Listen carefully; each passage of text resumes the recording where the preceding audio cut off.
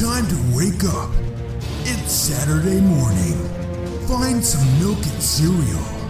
Grab a bowl and spoon. No, a bigger spoon. Head to the living room and take a seat on the floor while Joseph and Chris present to you Saturday Morning Cartoon! Hello everybody and welcome to Saturday Morning Cartoon Boom! This is a show where we wake up with the Saturday morning sun, plop down in the living room floor with a big bowl of sugary cereal, and watch all your favorite cartoons, both old and new. I'm Joseph. And I'm Chris. And this morning, we watched Fullmetal Alchemist Brotherhood. Not to be confused with Fullmetal Alchemist. Right. Because they are two different things, kinda. They definitely are. And thank you to the listener that chose this. This was a pick by Briame Samb. I'm hoping I'm saying that right. I have no idea how to pronounce it, but Briame Samb via YouTube. He listened to one of our other episodes and then picked this one for us. So thank you for picking Fullmetal Alchemist Brotherhood and for the episode that we watched, because it was a great episode. So I'm excited to talk about that one. So the show Fullmetal Alchemist Brotherhood aired from 2009 to 2010. Well, the original manga was written by Hiromu Arakawa. The anime was directed by Yasuhiro Iri and written by Hiroshi Onogi. Produced by Bone Studio, which is a cool name. I want to work for Bone Studio. Oh, that sounds awesome. Bone Studio? Yeah. That could be a porn studio easily. I was thinking a horror studio, but I guess it could go either way. Maybe it could be both? Horror porn. Exactly. That's an untapped market. Nah, I'm sure it's probably tapped. Somebody's tapping that market. Somebody's tapped that, yeah. So, you're welcome. So this show was, it ran for one really long season of 64 episodes with 4 OVAs and a movie attached to it as well. Originally on the JNN network, which is a Japanese news network on MBS TBS in Japan. I'm not sure what those stand for, so we're just going to say Japanese news network. And on Adult Swim, of course, when it came to the U.S. For a short synopsis, two brothers search for a Philosopher's Stone after an attempt to revive their deceased mother goes awry and leaves them in damaged physical forms. In that way, of course, it's very much like the original Fullmetal Alchemist. Anybody who's familiar with that show at all, even just the universe at all of Fullmetal Alchemist, understands how Edward and Alphonse Elric got to the point that they did. Yeah, they've got such a memorable origin story that even if you know a little bit about it, you don't forget it. Dude, that origin is traumatizing. Yeah, same here. I'll get into this in a second. Who were some of the actors, before I do jump into that, in this show? We have the voice of Edward Elric in Japan was, I'm going to butcher some of these names, so bear with me. At least I think that was the Japanese one. It's hard to tell because that's the U.S. one, because it's like Vic Mignogna or something. I don't remember. I don't know how to pronounce it. They didn't have a very specific order when I was looking them up, so they were kind of all over the place. But the other voice actor for either America or Japan, which one of them, I'm not sure, was Romy Pak. The voice of Alphonse Elric was Rie Kugimiya and Maxie Whitehead. For Colonel Roy Mustang, Shinichiro Miki and Travis Willingham. For Riza Hawkeye, Fumiko Orakasa, and Colleen Klinkenbeard. That is a fun name, Klinkenbeard. Okay.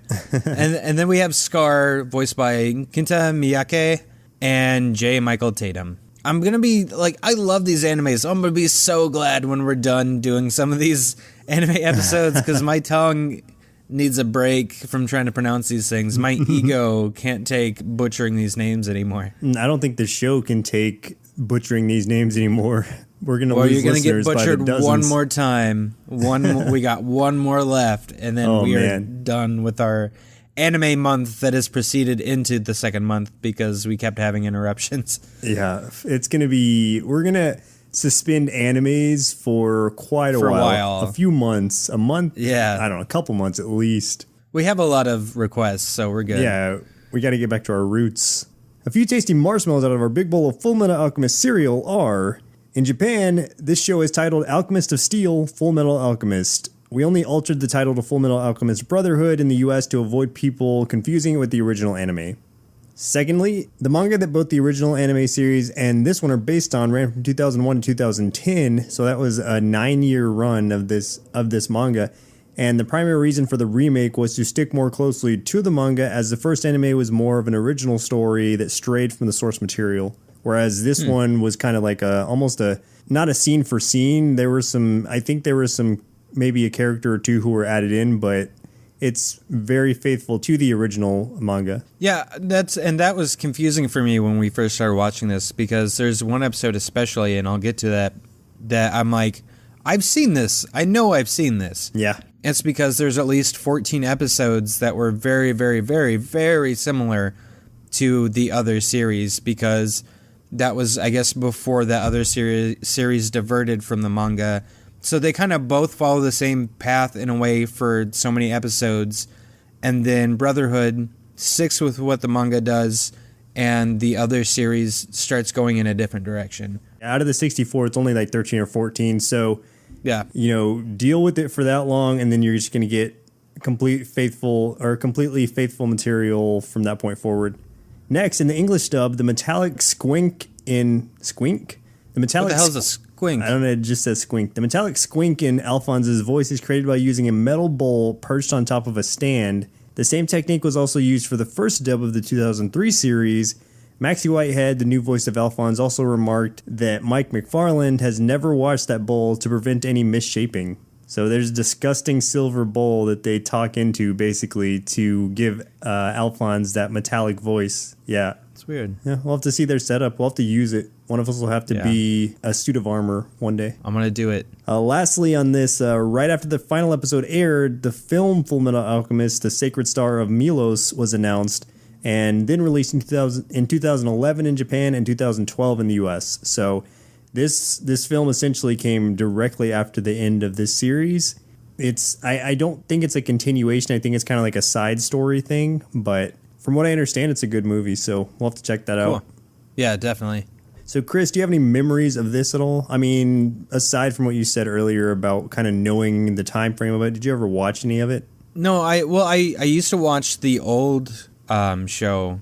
I didn't watch it religiously, so I wouldn't be able to tell you, the main storylines or what happened to certain characters. All I know is like the origin of the brothers, why they're doing what they're doing. I know some of the characters. I know some of the villains.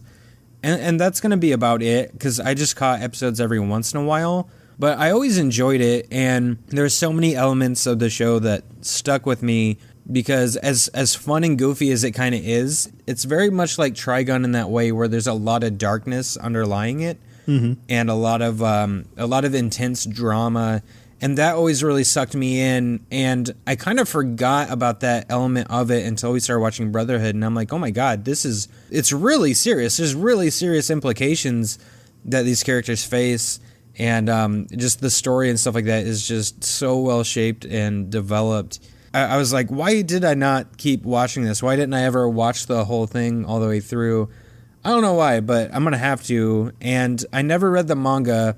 After watching these episodes from Brotherhood, like, it made me want to go pick it up, so I'm definitely going to have to find a translation somewhere.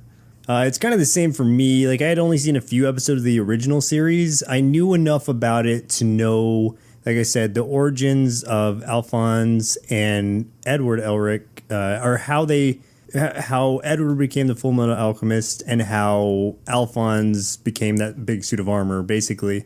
I mean, just to briefly explain it to people, because it's not something that happens in the episodes that we watch. Like, the first episode is not the origin one. Yeah, they have like a flashback of it, but you don't get all of it. But you could explain what happened and why. Yeah, I mean, just to briefly explain it, Alphonse and Edward try to essentially bring back their deceased mother. Using alchemy to transmute a human is completely taboo in the world of alchemy. So, I mean, if you know anything about the show, you know equivalent exchange. Like, you have to give something to receive something. And like, what's the equivalent of a human soul, basically? There's just nothing that can add up to that, at least nothing that people know of at this point.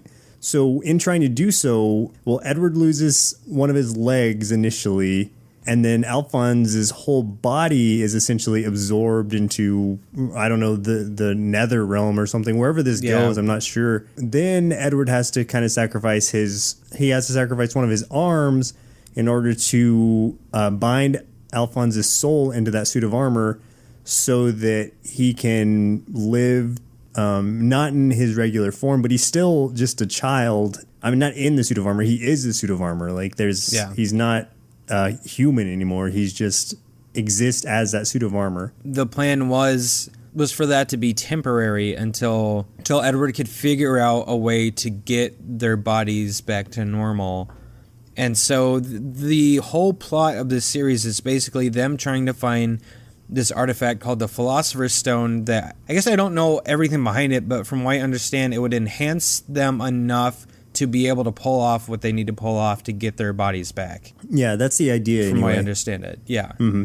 And I mean, back to my memories of it, I since I didn't watch the whole show, the whole original one, I don't really know a lot of the plot points or anything around it.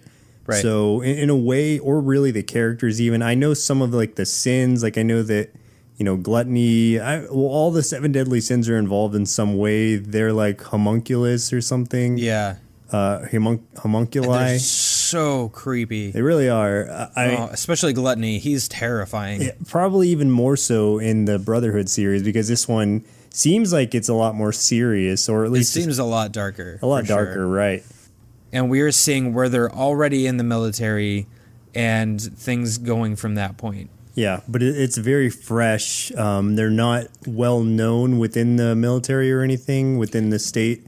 They have kind of like they have a reputation. A reputation. Like people have heard of them. People have heard of them just as a Fullmetal Alchemist, which is the tag that Edward was given. All of the alchemists get specific kind of names around what sort of alchemy they do.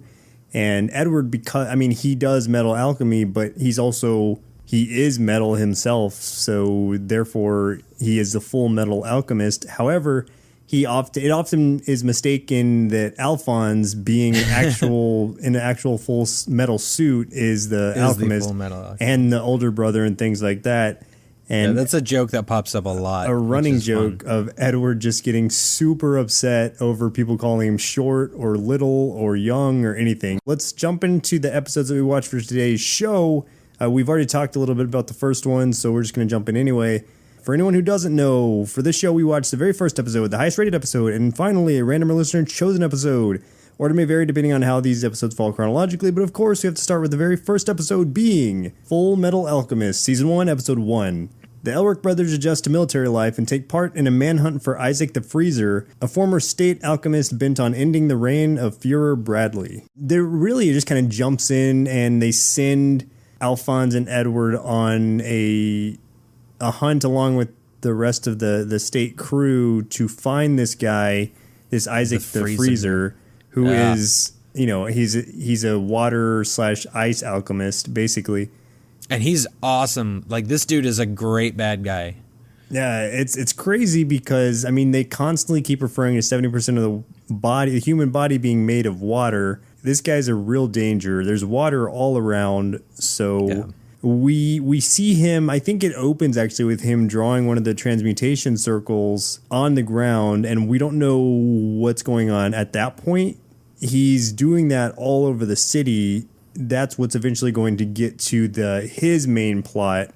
Yeah, so basically he's out there. The military knows it. They send pretty much everyone they've got. They send after this guy. He's attacking. I mean, where their base is, right? Like, isn't like their base is at the center of like where these attacks are? Yeah, I believe. Yeah, yeah. That's his main goal is to take down the center base. Right. So he's hoping to kill Bradley, Führer Bradley, who is, you know, the head of the military and everything, and basically take out pretty much anyone he can. He's been kind of going around and picking off other alchemists and stuff like that, just parts of the military. He's just been killing and then completing these circles all around the city. Yeah, like, it's just, he's a really interesting bad guy, especially because he keeps alluding to the reason he's doing it is because when he was a state alchemist, he was sent, I forgot where the place is, But there was some sort of civil war, and apparently a lot of the state alchemists were sent there, and something really bad went down. And he's basically out for revenge for what they made him do. Right. So he was obviously like forced to do something pretty terrible, and now he's out to redeem himself by killing those he thinks made him do what he did. One of the alchemists that goes after them, and kind of the main one we see in this episode is, I can't remember his full name, but Armstrong, the strong arm alchemist. And I guess his alchemy is just like punching really hard. I don't know what he does. He like enhances his own strength somehow. Yeah. So he does enhance his own strength, and so he is... And he's just a big, giant, buff dude. He looks... With a really fancy mustache. Yeah. So he's kind of walking us through this episode as well. He's there... He's in charge of leading Alphonse and Edward at this point, at least to some extent. And Colonel Mustang gets involved too. Unfortunately for him, he controls fire. That is his specialty. And fire does not work well against an alchemist that specializes in water. So he gets kind of taken out of, not like injured or anything like that, but he gets kind of put out of commission very quickly by the freezer. Yeah, he gets shut down pretty quick just with some water to the face, basically. That's where I love, like, Riza makes this comment about how... and I don't remember at what point she does it, but she makes a comment about Mustang being useless on a rainy day. Yeah. Which is really great. I love her character.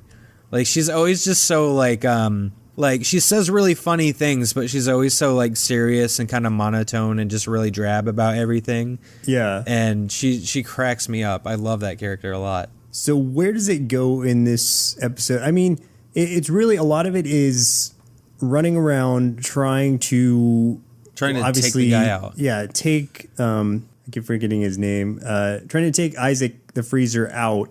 At a certain point, Edward actually is able to. Like, they kind of take him down, they cuff him, but they get kind of careless. And this is in big part, probably because Edward is really new at this. So he's overconfident. He's assuming everything's fine now.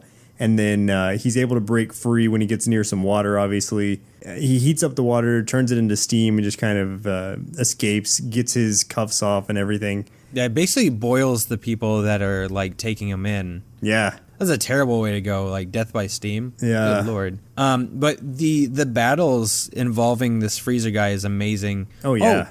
There was another bad guy that they talked to, but we didn't see much happen with him. But when the freezer was first being contained, he spoke to this guy that calls himself the Crimson Alchemist, which I'm assuming that has to do with like blood or something like that. I'm really interested to see what all that guy can do, because that sounds awesome. Yeah, he does have a really kind of side role in this, and he's not participating in anything, but he's still there, and he's an ominous force. And it comes back to him just laughing even after the events go down. But yeah, the fights were awesome. So this guy, basically all the transmute circles he put around the city, he takes all the water and makes these giant like basically like icebergs in the middle of the city, and they start like converging towards this central point, which is where the base is. And it's just destroying everything in their paths. He's basically ripping the city apart. Yeah, and he's kind of perched on top of one of the icebergs, just letting it happen, or just to observe from atop the tower. And I can't remember who is able to like kind of take him down a little bit. Well, he fights with the Elric brothers again. And one thing that was really cool, he gets injured at one point. And he uses some of his own blood because, like you said, is that the body's 70% water. So he uses his own blood, like pulls it out of himself, freezes it, and shoots spikes at them, and actually impales Edward. Yeah, which gets them off. Right, in the shoulder. Yeah, there's no water around at this point, which is why he's kind of forced to use his own blood to make his escape. And then that's when we see Führer Bradley make his first appearance for us. And we're like, okay, so what's this guy going to do? And then... Man, that was weird. There's something up with this guy. the freezer alchemist comes in and is about to take him down, and then it's just like a flash, and Fuhrer Bradley has his sword out, and then you just see him, the freezer guy, collapse. Yeah, just blood like spurts out of him all over the place. Right. And he's dead. Yeah. And it's just like, the thing was like, Bradley barely even moved. Like there was like no effort on his part. Oh yeah, this was nothing to him.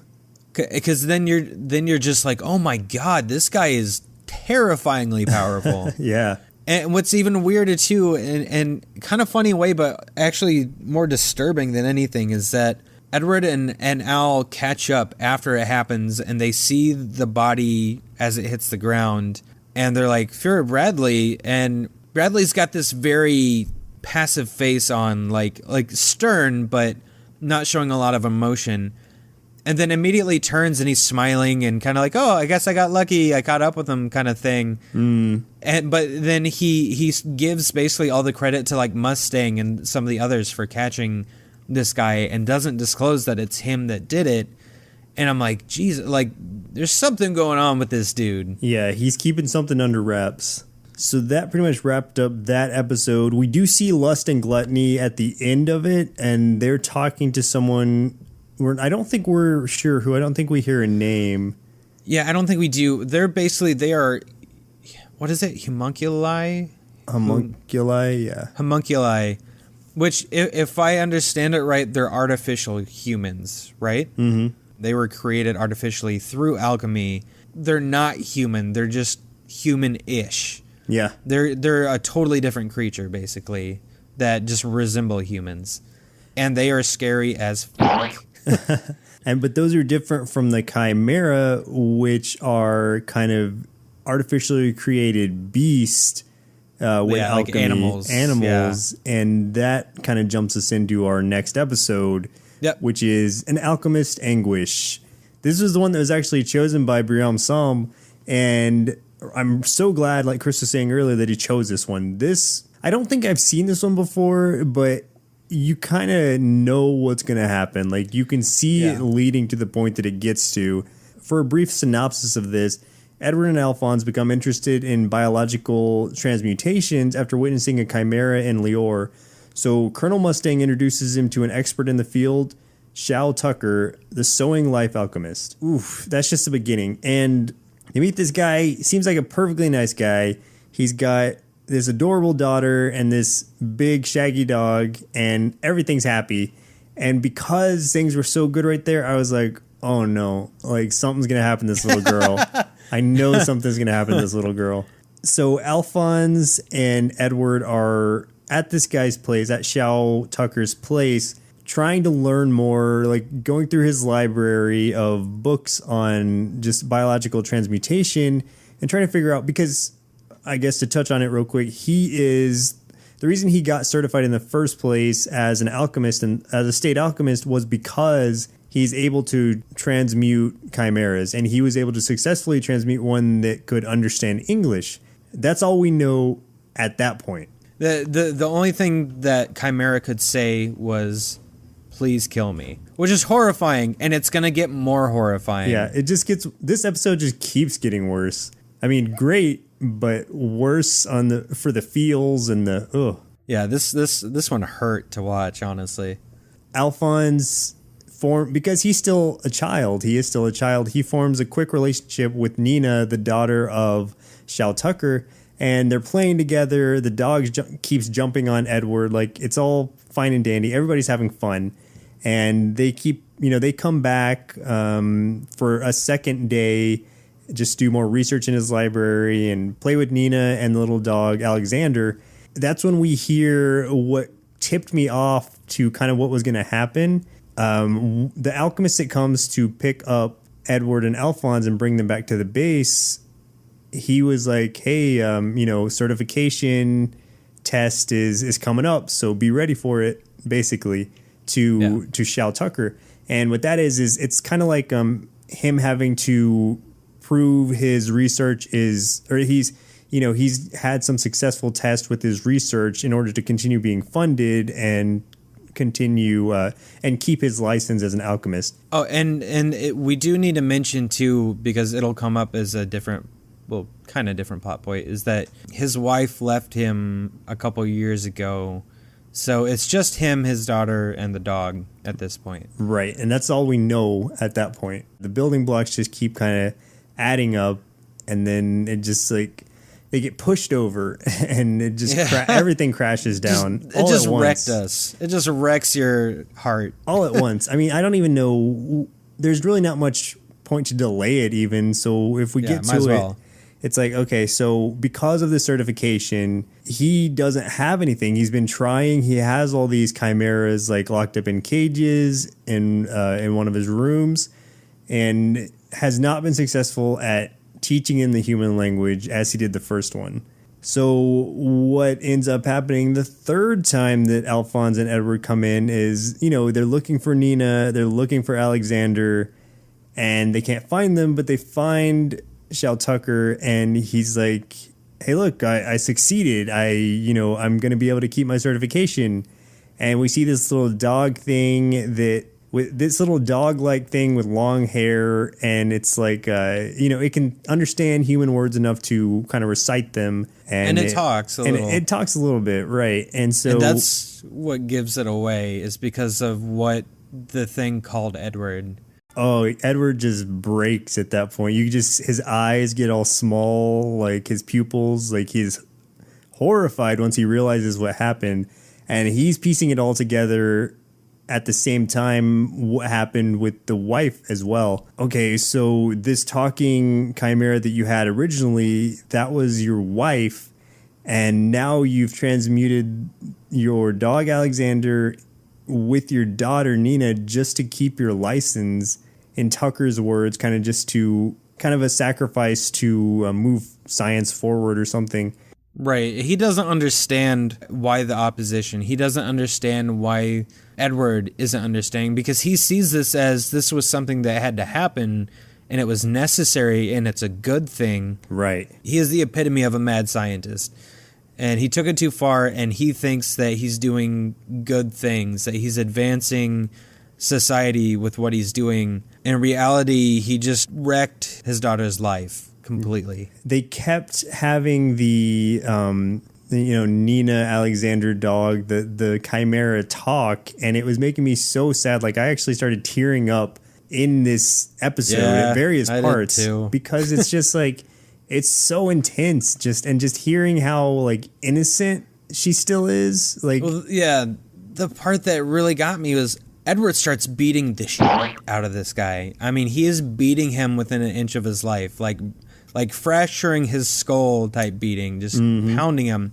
The little Nina chimera says, "Stop. No, daddy hurt. Yeah. Stop, Edward." And you're like, oh God, she's defending her dad. Like, oh my God, why? Why are you doing this to me right now? I know, I got the chills. And the government, the state has found out what's going on. They are in the process of arresting or starting to arrest Shal Tucker.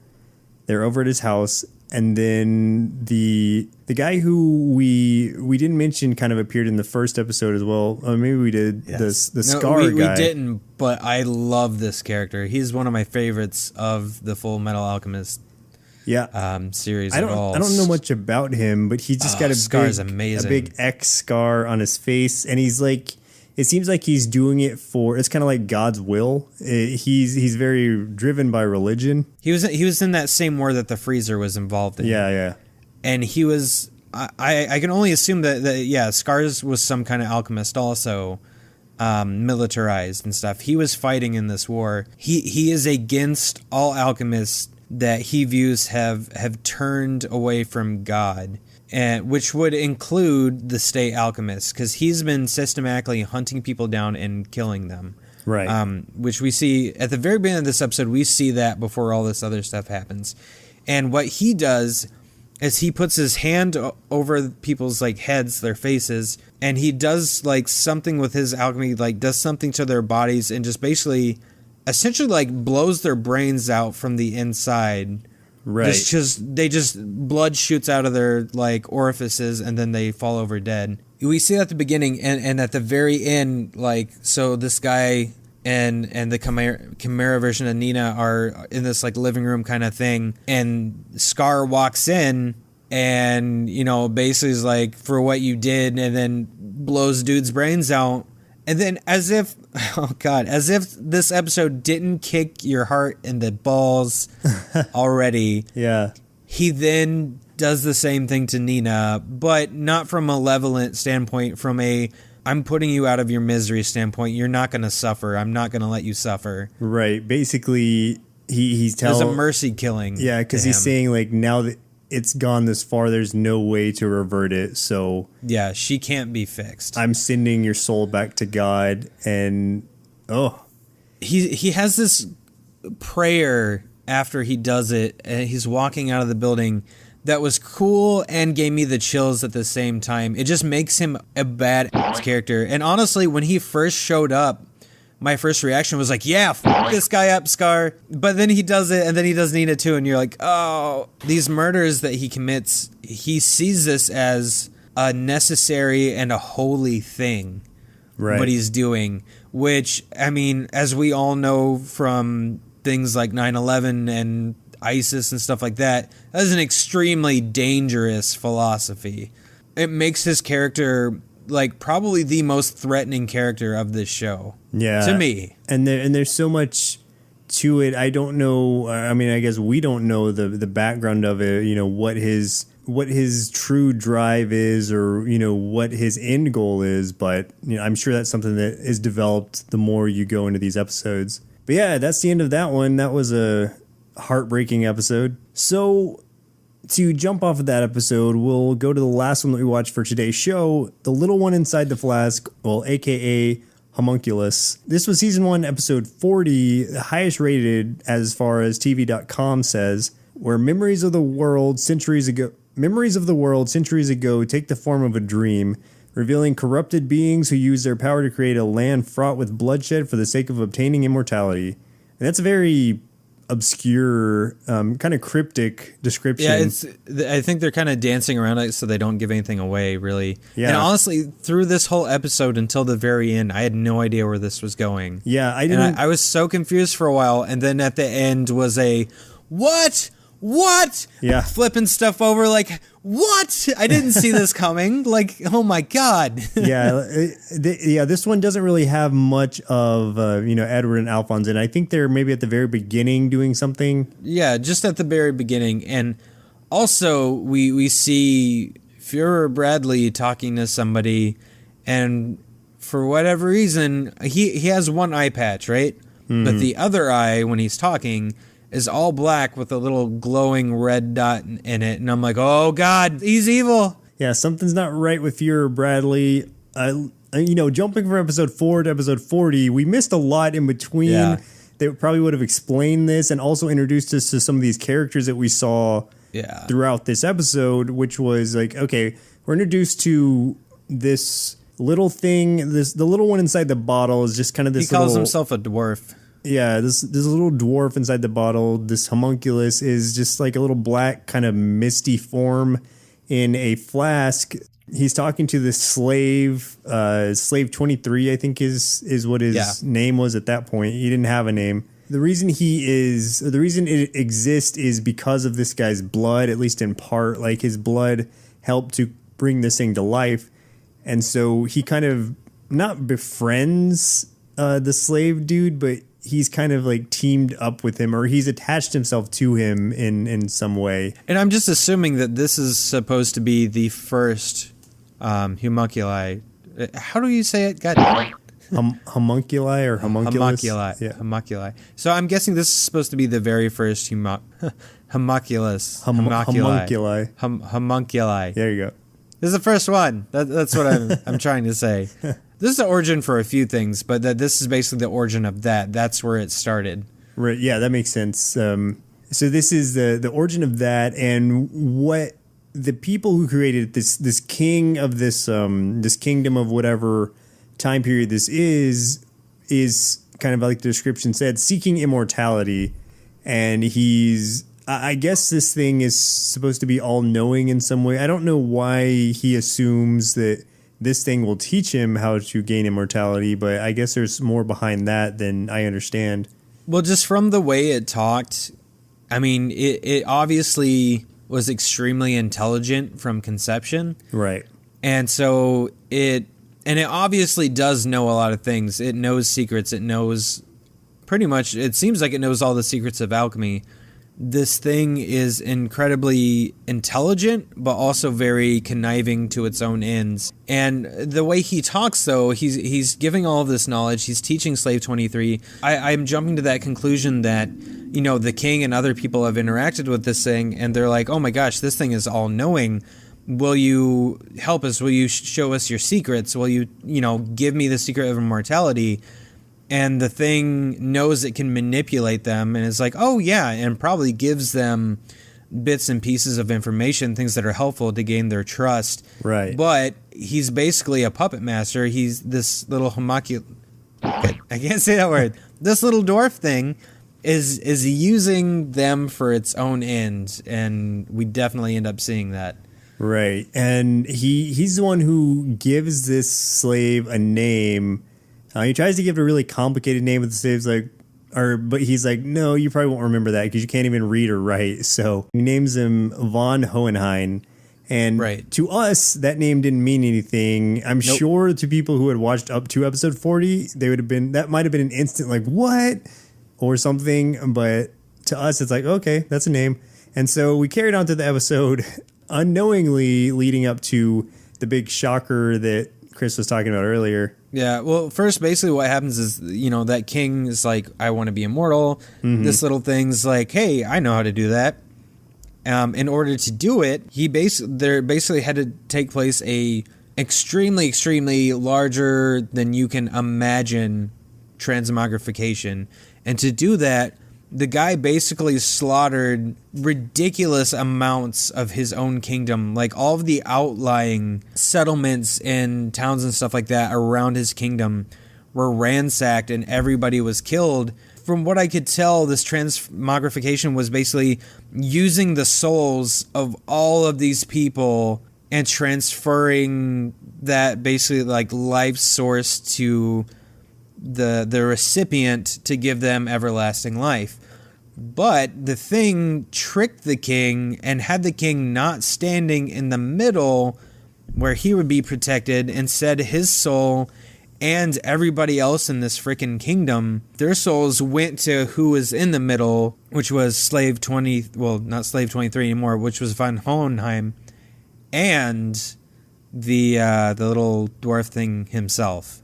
So what the little dwarf thing does, so this is kind of his evolution as a homunculus, where he becomes a human form. He kind of adopts von Hohenheim's form as his own because he is partially made up of his blood. Yeah.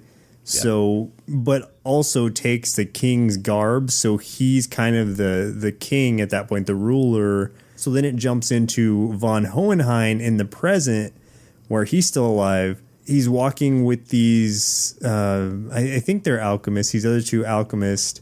Yeah, it was a larger man and a female, and turns out the female's, hurting, and you find out once he kind of gets it out of her that it sounds like she had a child that died, and kind of in the way that, like, Alphonse and Edward tried.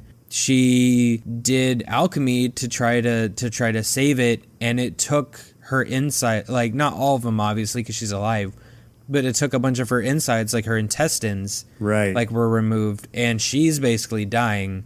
Yeah, so she tried to pull the ultimate taboo as well, and it obviously she was unsuccessful. So we see him form a not a fist, but like kind of a jab hand, or almost like a chop. And then he shoves it inside of her stomach. To the unknowing eye, like the big guy who comes back, she's like, what are you doing? Like you're killing her. Like that's what it looks like is happening. Yeah, that's what I thought was happening. And so I thought he was putting her out of her misery or something. And then this guy comes up, he like punches the dude off, but We see that what he had done so quickly and so strangely had kind of rearranged, didn't add any organs back, but he rearranged her organs so that she would have an easier time breathing. Yeah. And very quickly, too. But I guess at this point, we know this guy's been alive for thousands of years, so I guess he would have knowledge of how to do this because biology is something that he's heavy into studying. Right. And then so she's kind of talking to him, and she's like, says something about like it's an honor to meet the father of the Fullmetal Alchemist. What? Just real quick to touch on that is in the original series, well, I'm not going to say original, in the first series, the 2003 one, the reason that their mother is watching them alone is because their father goes off to die. Like he's dead and kind of at the beginning of that series. Yeah. And then in this one, the reason he leaves is to try to go and die. Like he's trying to find a way to end his life because he's immortal. He's invincible. Yeah. Or he's never been able to die. So he's trying to figure it out. And when stuff goes down with the Elric house, but then we find out not only is this dude their dad, he is a living Philosopher's Stone.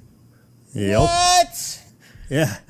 He tells us that specifically, so it's not conjecture. It's him saying it. What the And that's after we kind of see Ed describing, the Philosopher's Stone can come in many forms. It's not just a stone. Like it can be kind of liquid. It can be like a crystal. Yeah. And then after him saying that, it's like, oh, okay. Or I think this is after we get the reveal that he's a Philosopher's Stone, because it's like, okay, well, it can also be a human form. Right. So there's a lot that I don't understand about this episode, only because we skipped 37 episodes to get there. Right. But it's so intriguing. Like just that world is so interesting. I'm really curious to see how all this pieces together, really how it got to that point. Like I know as I go through and watch these episodes, I'm going to be like, okay, now I'm starting to make sense more of what episode 40 meant now that I've seen these episodes leading up to it.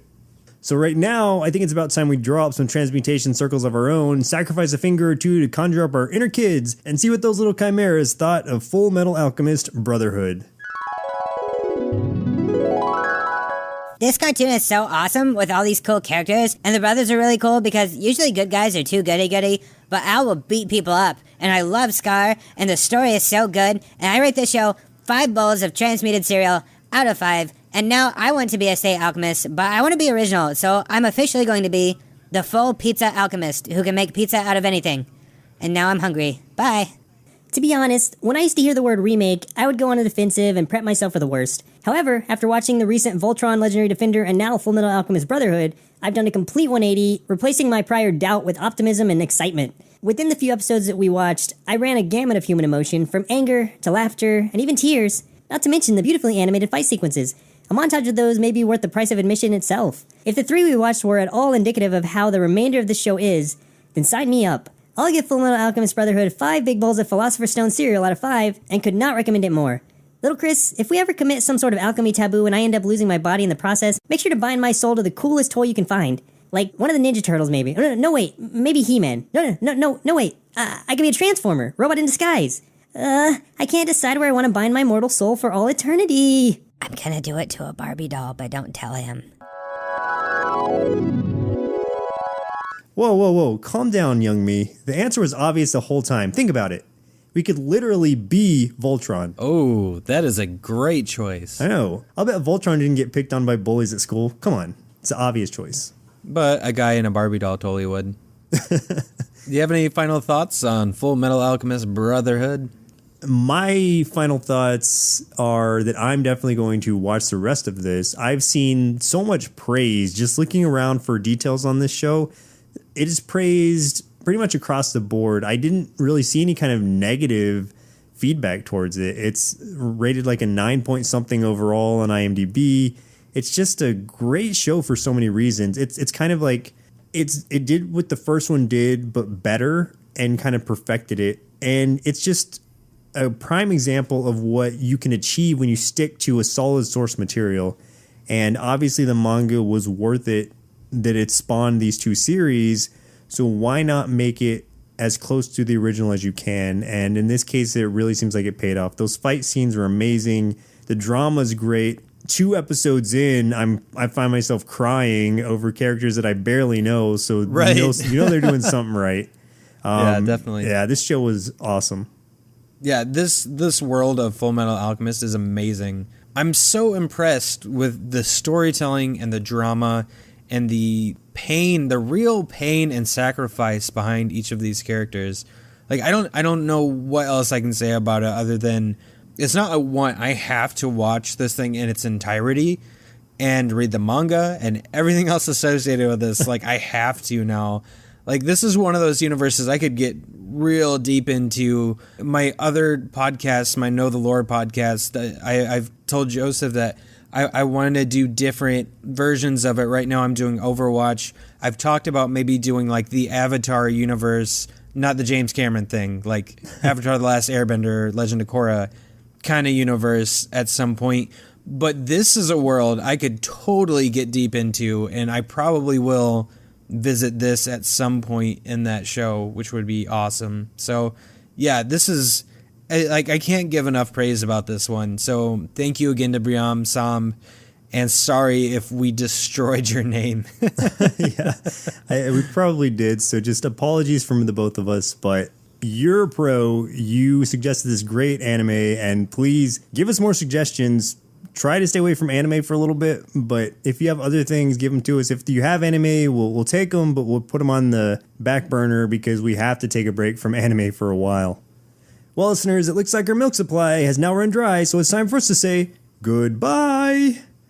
And next week, we'll be watching Sailor Moon. And this, again, will be the last episode of our anime month, multiple months, month and a half. Anime month and a half. Yeah, anime month and a half. We'll jump back into typical Saturday morning cartoons the following week. So, yes.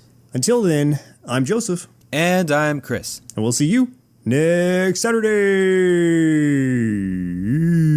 I need a metal bowl right now. Presented by Nerdsloth, a place for lazy nerds. If you like what you heard, consider donating at patreon.com/nerdsloth so we can continue bringing you quality shows.